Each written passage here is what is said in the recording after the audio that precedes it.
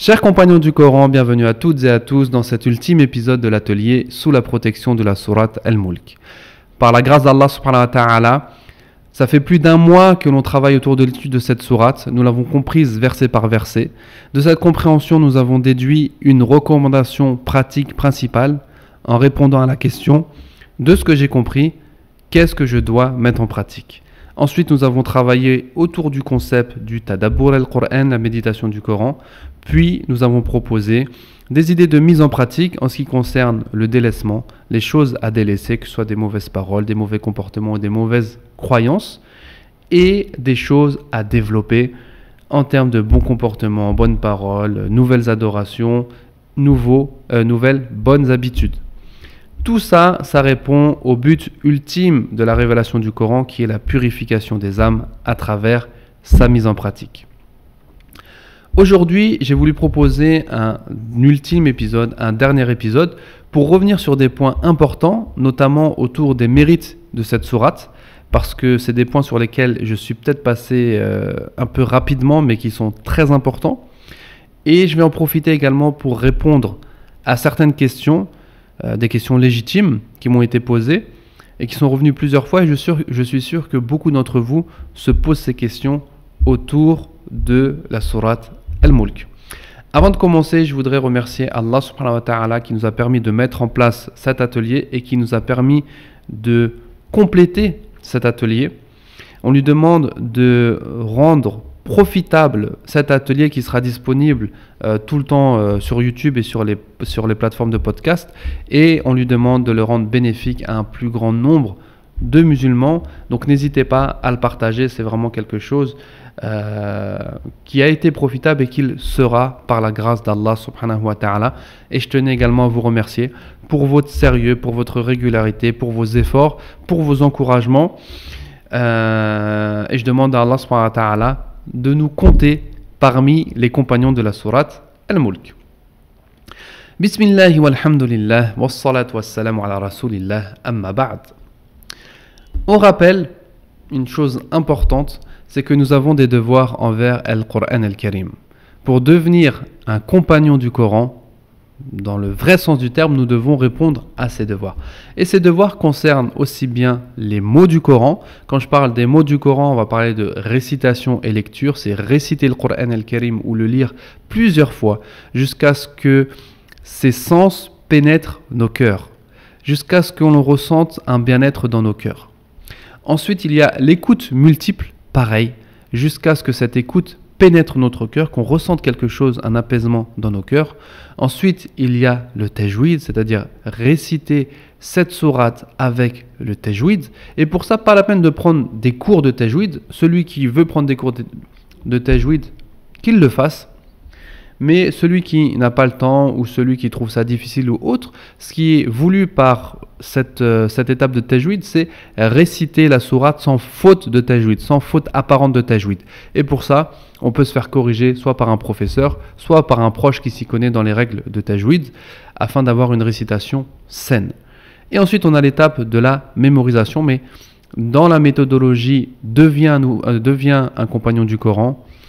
On repousse cette étape un peu plus tard, après avoir compris la sourate, après l'avoir médité et mise en pratique, parce que c'est beaucoup plus facile de mémoriser le Coran une fois qu'on l'a compris.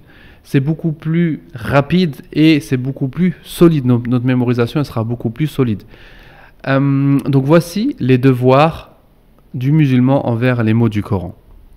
Et on voit qu'en général, nos instituts, nos mosquées répondent à ces objectifs, donc de récitation, de tajwid et de mémorisation d'Al-Qur'an Al-Karim. Par contre, nous avons oublié que nous avons des responsabilités envers les sens du Coran. Le Coran, nous devons le comprendre. Le Coran, nous devons en déduire une recommandation pratique principale. Ça n'est pas une obligation. Ça, c'est ce que l'on fait dans la méthodologie que l'on suit sur la plateforme Deviens un compagnon du Coran. Ça, c'est pas une obligation. C'est, on va dire, un moyen d'arriver à une mise en pratique. Ensuite, on a Tadabbur al-Qur'an qui, lui, est une obligation. La méditation d'Al-Qur'an al-Karim et ses différentes étapes pour passer à une mise en pratique. Donc, je le rappelle, nos devoirs envers les sens du Coran, c'est la compréhension, la méditation et la mise en pratique. La recommandation pratique principale, c'est juste un moyen d'arriver à une mise en pratique. Et ensuite, nous devons également transmettre ce que l'on a appris, que ce soit au niveau des mots du Coran. Maintenant que je sais lire la sourate, je sais la réciter avec tajwid et je l'ai mémorisé, je dois transmettre ce que j'ai appris. Et maintenant que je l'ai compris, que je l'ai médité, que je l'ai mis en pratique, je dois également transmettre les messages de cette sourate. Et là, je serai vraiment un compagnon de cette sourate, mais du plus haut degré. Dès que j'ai mis en pratique la sourate, je tombe sous le statut de compagnon du Coran. Parce que, voilà, je ne reviens pas dessus. Ça a été développé dans plusieurs cours et c'est également développé dans le livre Apprendre et enseigner le Coran comme le prophète sallallahu alayhi wa sallam que vous pouvez vous procurer sur Amazon. On a vu que la principale condition pour devenir un compagnon d'une sourate, c'est la mise en application. Une fois que j'ai mis en application, je suis considéré comme le compagnon d'une sourate. C'est pas une fois que je l'ai lu, que je l'ai récité avec tajwid, que je l'ai mémorisé. Non. La mémorisation du Coran ne nous fait pas devenir des compagnons du Coran. Ce qui nous fait devenir les compagnons du Coran, c'est sa mise en pratique. Et ensuite, il y a des choses en plus, on va dire des mérites en plus, tels que la mémorisation et la transmission. Et celui qui fait tout ça, voilà, il devient compagnon du Coran, mais du plus haut degré qu'Allah subhanahu wa ta'ala nous accorde ce statut. Ça, c'était voilà, un petit rappel. Je vous l'avais fait lors du premier cours de Surat al-Mulk. Je vous le refais aujourd'hui pour qu'on soit bien clair. Et vous précisez également que c'est cette méthodologie que l'on suit sur la plateforme Devient un compagnon du Coran. Et bien sûr, on ne rentre pas... là, on a fait l'explication de Surat al-Mulk verset par verset en rentrant dans les détails. Ça a pris beaucoup de temps. Sur la plateforme, on explique les versets bien sûr. On explique les mots, on explique les sens, mais on ne rentre pas autant dans le détail pour aller un peu plus vite. Voilà, alors... on va commencer par répondre aux questions et nous attarder quelques minutes sur les mérites de la Sourate al-Mulk parce que cette question m'a souvent été posée. La question est la suivante. Les mérites mentionnés dans le premier cours sont-ils issus de hadiths authentiques? Et c'est ce qu'on va voir et pour ça je vous ai fait un petit tableau récapitulatif, masha'Allah, où je vous ai mis le degré d'authenticité des hadiths que j'ai cité. Bien sûr, je ne vais pas reciter les hadiths ou exposer une nouvelle fois tous les hadiths, ça prendrait trop de temps, donc je vous laisse revenir au premier cours ou je vous laisse revenir au support que vous avez dû recevoir pour faire la comparaison. On a cité différents mérites. Parmi ces mérites, on a dit que celui qui récitait Surat al-Mulk tous les soirs, il suivait une sunna du prophète sallallahu alayhi wa sallam parce que le prophète sallallahu alayhi wa sallam ne se couchait pas sans avoir lu Surat al-Mulk et Surat al-Sajda. Donc là, il faut savoir que c'est un hadith qui est rapporté par le compagnon Jabir, que l'on peut trouver dans le recueil de Tirmidhi et c'est un hadith authentique, un hadith sahih. Donc là, il n'y a aucune divergence par rapport à ça sur le fait que le prophète sallallahu alayhi wa sallam lisait la sourate avant de se coucher. Ensuite, on a un hadith qui est rapporté, enfin qui est dit par Abdallah ibn Mas'ud, mais qui ne remonte pas jusqu'au prophète sallallahu alayhi wa sallam, et qui nous dit que celui qui récite Surat al-Mulk la nuit, il a fait une belle œuvre, il a fait une bonne action, et il a une multiplication des récompenses. Et ça, c'est un hadith qui est bon. C'est un hadith qui est bon. Et bien sûr, ce hadith-là, il ne remonte pas jusqu'au prophète sallallahu alayhi wa sallam, mais il y a des sujets dont les compagnons ne parlaient pas tout seuls. Si Abdallah ibn Mas'ud, il parle de récompense, si Abdallah ibn Mas'ud, radiyallahu anhu, il parle de choses qui concernent l'au-delà ou l'invisible, c'est qu'il l'a entendu du prophète sallallahu alayhi wa sallam. Donc, celui qui lit Surat al-Mulk tous les soirs a fait une bonne action et a multiplié les récompenses. C'est un hadith qui est Hassan, qui est bon et qui vient de Abdallah ibn Mas'ud. Maintenant, on va répondre à la question parce que c'est ce que vous posez souvent et il y a plein d'élèves, machallah, qui m'ont fait des retours avec les hadiths. Oui, mais ce hadith, il est hassan, ce hadith, il est faible, donc on ne peut pas le prendre en compte, on ne peut pas dire qu'il protège contre le châtiment de la tombe, etc. Voilà, j'ai voulu vous faire un résumé avec toutes les paroles, ou en tout cas la majorité des paroles qui ont été rapportées à ce sujet-là, au fait que Surat al-Mulk protège du châtiment de la tombe. Alors premièrement, il y a une parole de Abdallah ibn Mas'ud qui est rapportée par An-Nasa'i et qui a été jugée Hassan, donc bon, par Cheikh al-Albani. Donc la première parole de Abdallah ibn Mas'ud qui dit que Surat al-Mulk elle protège du châtiment de la tombe, c'est un hadith Hassan. Pas authentique, mais un hadith Hassan, c'est un hadith bon à travers lequel nous pouvons nous baser pour mettre en pratique certaines choses de notre religion. Et je le répète, donc si Abdallah ibn Mas'ud radiyallahu anhu, il dit que Surat al-Mulk protège du châtiment de la tombe, c'est qu'il l'a entendu du prophète sallallahu alayhi wa sallam, et bien sûr, il ne se serait pas permis de sortir ça de sa tête, même si le hadith ne remonte pas au prophète sallallahu alayhi wa sallam.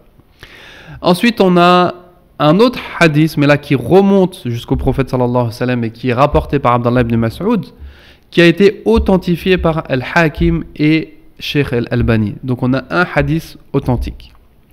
Ensuite, on a un autre hadith, une autre parole du prophète sallallahu alayhi wa sallam qui est rapportée par Ibn al-Qayyim et qui a été authentifiée.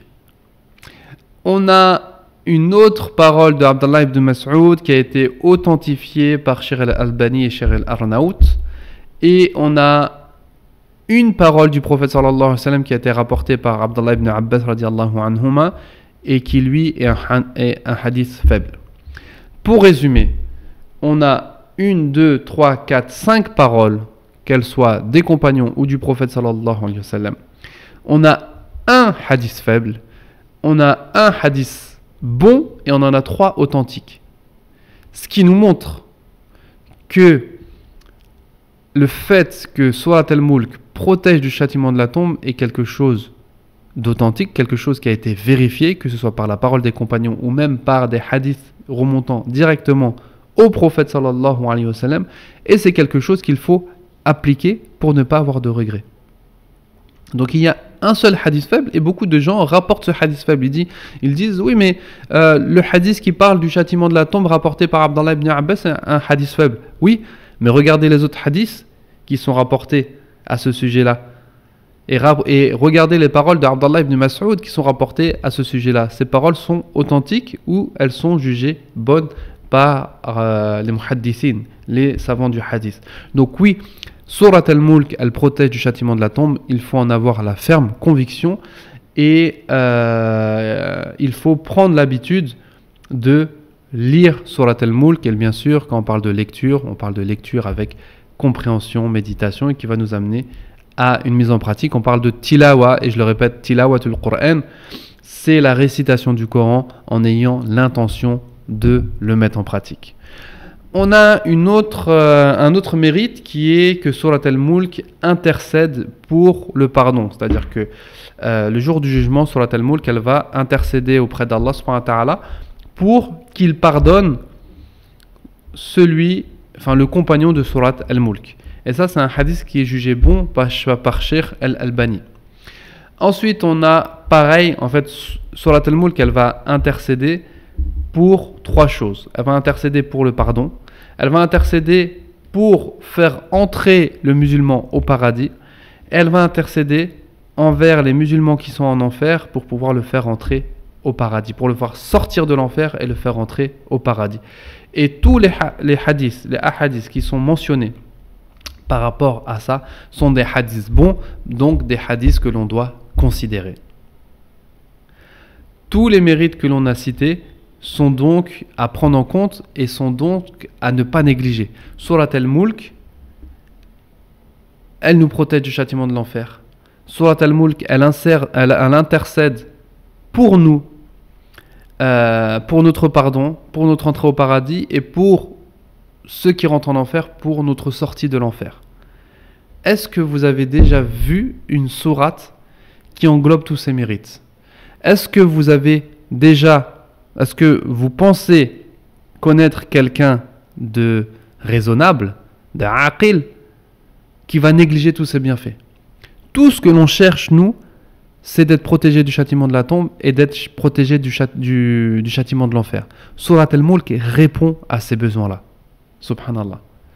Donc, faisons le travail. On a fait le travail. Surat al-Mulk, on l'a expliqué, on l'a médité, on a proposé des pistes de mise en pratique. Il n'y a plus qu'à appliquer. Mais l'application du Coran, c'est ce qu'il y a de plus dur parce que ça touche au nafs. Lire le Coran, le mémoriser, c'est difficile, c'est pas facile, mais c'est quelque chose où l'âme elle peut prendre plaisir. Mettre en pratique, c'est quelque chose de difficile parce que on va changer, on va développer des choses, on va se purifier de certaines choses. Et ça, l'âme, elle n'aime pas quand on touche à son petit confort. Et c'est pour ça qu'on a vu que donc Surat al-Mulk, elle a beaucoup de mérite, notamment au châtiment de la tombe, parce que celui qui arrive à devenir un compagnon de Surat al-Mulk, celui qui met en pratique Surat al-Mulk, il aura réalisé le tawhid et il aura reconnu Allah subhanahu wa ta'ala en tant que seul souverain et il aura placé totalement sa confiance en lui. Voilà en ce qui concerne les mérites mentionnés autour de Surat al-Mulk. Je voulais répondre à une autre question qui m'a souvent été posée avant de finir, c'est: suis-je obligé de lire la Surat al-Mulk juste avant de me coucher? Donc j'ai reçu beaucoup de mails me disant moi j'ai pris l'habitude de lire Surat al-Mulk pendant Salat al-Isha. D'autres qui me disent moi je la lis pendant Qiyam al-Layl. D'autres qui me disent moi je la lis directement après Salat al-Isha. Est-ce que je peux la lire dans mes prières? Est-ce que je suis obligé de la lire avant? Bref, plein de questions qui tournent autour de ça. Quand je peux lire Surat al-Mulk? Alors je vous ai fait un petit résumé que je vais vous lire. Cette question a souvent été soulevée et plusieurs savants, dont Cheikh Aziz ibn Farhan al-Unayzi et Dr Khalid al-Muslih, ont apporté des précisions. Ce sont des fatwas, des questions qui ont été posées, que vous pouvez retrouver sur YouTube. Par contre, il n'y a pas de traduction en français. Je pense qu'il y a des vidéos qui sont traduites en anglais. Mais à la base, les questions sont posées et répondues en arabe. Alors, suis-je obligé de lire Surat al-Mulk avant de me coucher? Les savants nous disent que la Surat al-Mulk peut être lue à différents moments. Les hadiths et les avis des compagnons suggèrent de la lire durant la nuit. Et la nuit commence dès l'appel à la prière d'Al-Maghrib. Donc celui qui lit Surat al-Mulk après le Maghrib aura lu Surat al-Mulk pendant la nuit. Il est donc approprié de la réciter après Al-Maghrib, bien que le moment idéal soit avant de se coucher. Le meilleur moment, c'est comme faisait le prophète sallallahu alayhi wa sallam, c'est-à-dire avant de se coucher. Mais quand on regroupe les différents hadiths, donc on a le hadith du prophète sallallahu alayhi wa sallam qui dit qu'il a récité avant de se coucher, mais on a d'autres hadiths qui parlent de la nuit. Et la nuit commence à partir d'Al-Maghrib, donc on peut la lire à partir d'Al-Maghrib. La Surat al-Mulk peut être intégrée dans les prières, qu'elles soient obligatoires comme Salat al-Isha ou surérogatoires comme Qiyam al-Layl, comme en dehors des prières, que ce soit avant ou après l'Isha ou avant la prière d'Al-Fajr. Donc la nuit, ça va d'Al-Maghrib jusqu'à la prière d'Al-Fajr. On peut lire Surat al-Mulk pendant toute cette période-là, que ce soit dans notre prière ou en dehors de notre prière, que ce soit une lecture directement du Mus'haf ou une lecture de notre mémoire. Parce que j'ai eu cette question également, est-ce que je suis obligé de lire la sourate ou je peux la réciter? Donc quand on parle de lecture, c'est aussi bien lecture que récitation. Le tout est d'y mettre la bonne intention. Donc comme vous le voyez, les savants nous disent que al-amr wasi', que la réponse elle est vaste. D'accord? C'est pas quelque chose de voilà, tu fais comme si, sinon c'est pas valable ou autre. Non. On peut lire la prière, on peut lire Surat al-Mulk avec l'intention d'obtenir ces récompenses dès le Maghrib jusqu'à Subh, que ce soit dans nos prières obligatoires ou surrogatoires ou en dehors de la prière. Il est recommandé de varier les moments de récitation pour éviter de tomber dans une routine qui pourrait être vue comme une innovation, particulièrement si on la lit systématiquement lors de la Salat al-Isha ou d'Al-Witr. Il y a des gens qui ont pris cette habitude de prier tous les soirs avec Surat al-Mulk ou de prier tous les soirs avec Al-Witr, de prier tous les soirs donc la prière de Al-Witr avec Surat al-Mulk. Ceci n'est pas à faire parce que ça peut tomber dans l'innovation. L'innovation, c'est de faire quelque chose et de prendre l'habitude de faire cette chose-là et de croire que ça fait partie de la sunna, alors que non. Il est permis de la lire pendant Salat al-Aïcha. Il est permis de la lire pendant Salat al-Witr, mais il n'est pas permis d'en faire une habitude. Donc ces savants nous disent qu'il est recommandé de varier les moments de récitation pour éviter de tomber dans une routine qui pourrait être vue comme une innovation, particulièrement si on la lit systématiquement lors de la prière d'Al-Aïcha ou d'Al-Witr par exemple. Le mieux est de varier les moments, de la réciter parfois pendant Salat al-Aïcha avec la double intention, l'intention voilà, de réciter une deuxième sourate après Surat al-Fatiha dans la prière, et l'intention d'obtenir les récompenses de la lecture de Surat al-Mulk pendant la nuit. Parfois, lors de Qiyam al-Layl, on peut prier soit avant de se coucher, soit prier pendant la nuit, avant Salat Subh, en récitant Surat al-Mulk, ou parfois, occasionnellement, pendant la prière d'Al-Witr. On peut la réciter juste avant de dormir, avant de se coucher, que ce soit de notre mémoire ou par la lecture. On peut la réciter, comme on l'a dit, de Salat al-Maghrib jusqu'à Salat al-Aïcha, en veillant à toujours accompagner la récitation d'une intention sincère. Comme je vous l'ai dit, la réponse est vaste. On a toute la nuit pour lire Surat al-Mulk, excusez-moi. On peut la lire en prière ou en dehors de la prière. On peut la lire directement sur le Mus'haf ou la réciter de notre mémoire. Voilà.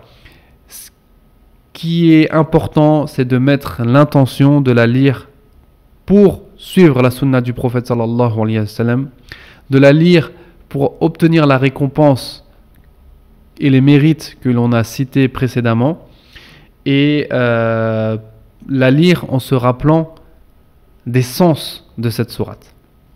Bien sûr, maintenant qu'on l'a comprise, notre lecture doit être différente qu'une lecture automatique, et subhanallah, je ne vais pas m'étaler sur ça, excusez-moi, mais sachez qu'il y a une différence entre la lecture et entre les récompenses et les effets. Celui qui lit une sourate ou qui lit les adhkar sans les comprendre, il peut avoir les récompenses de cette lecture. Mais pour avoir les effets, en fait, pas pour avoir, plus la personne va comprendre les adhkar ou va comprendre les sourates du Coran, plus les effets vont être importants. Les effets du Coran se trouvent dans les sens du Coran.